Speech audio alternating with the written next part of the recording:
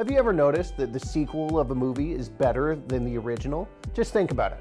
Terminator 2, Spider-Man 2, Star Trek 2, The Wrath of Khan, even The Last Jedi.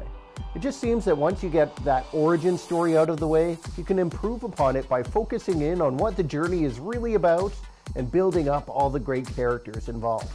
Well, the same is also true of the BlackBerry Key2. I know, it's a smartphone, not a movie, but it just improves upon the Key1 in every way that matters and really helps you get down to work. Looking at the design of the Key2, there's not a curve to speak of. It's a rectangle with sharp, square edges.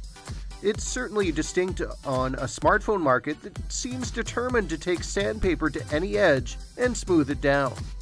TCL seems to have learned its lessons since it launched the Key1 last year. Instead of making us wait for an all-black version of the phone, we get both a black option and a silver option at launch. The Key1 had build problems that affected some devices.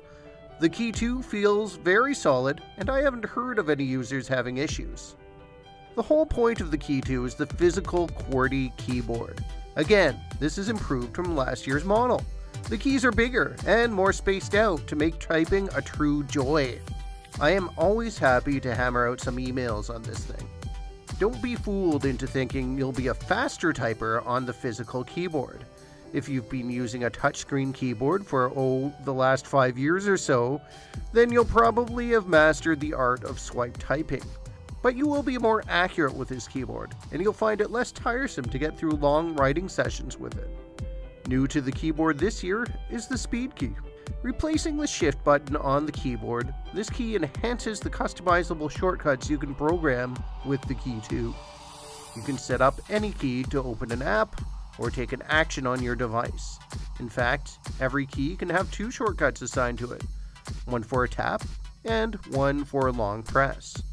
With the Key1, you could only take advantage of these from the home screen. Now, you can do it inside an app by holding down the speed key and pressing the button. Honestly, I didn't find this super useful. It was easy enough to press the home button, and this key can sort of be awkward to hold down. Plus, Android makes it so easy to switch between apps already. A word about the convenience key. A carryover from the Key1, there is a physical button on the side of your device next to the power button. You can set it to present you a selection of apps. I didn't find myself going to this option very much. Also, the button causes problems when you take calls because it mutes the microphone when you press it. Its placement makes it really easy to do this by accident, and then your call is ruined.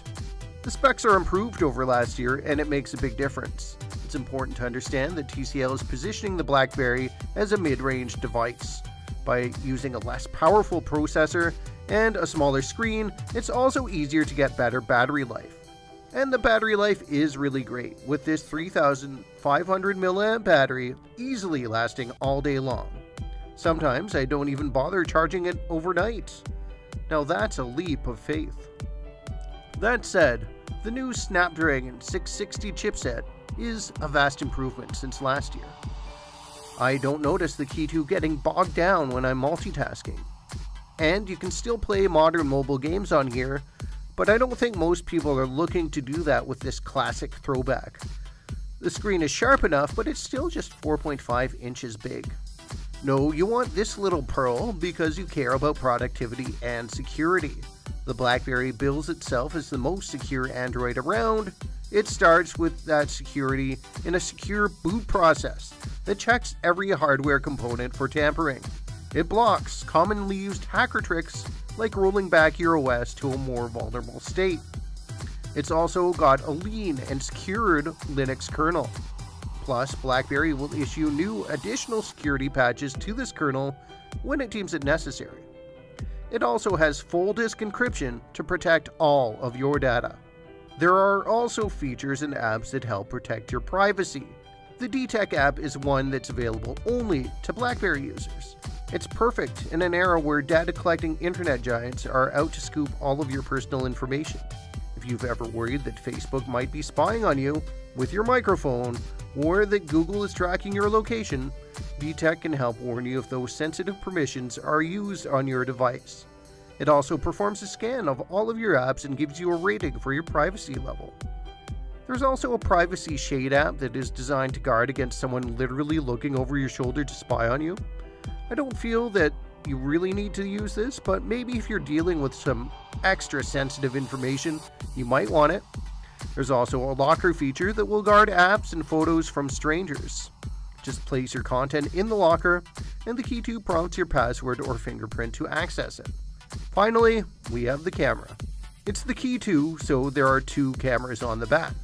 One is designed to zoom in and help out when you want to achieve that great bokeh effect for your portraits. This camera is definitely the best camera offered on a BlackBerry to date, but that's still not saying much. It struggles in low light situations. It can handle macro shots pretty well, and it even shoots in 4K video. But it lacks some of the more premium features of other smartphone cameras, such as image stabilization. In conclusion, the BlackBerry Key2 is your passport to productivity. Business users will really appreciate the focus on security here, while also providing the right mix of specs and features to make it a pleasure to work on. This is another sequel that I won't forget. The BlackBerry Key2 is available from all major carriers in Canada. You can buy it outright, starting at $870. Thanks for watching All Hands on Tech. For IT World Canada, I'm Brian Jackson. Remember to subscribe to this channel for more tech reviews in the future.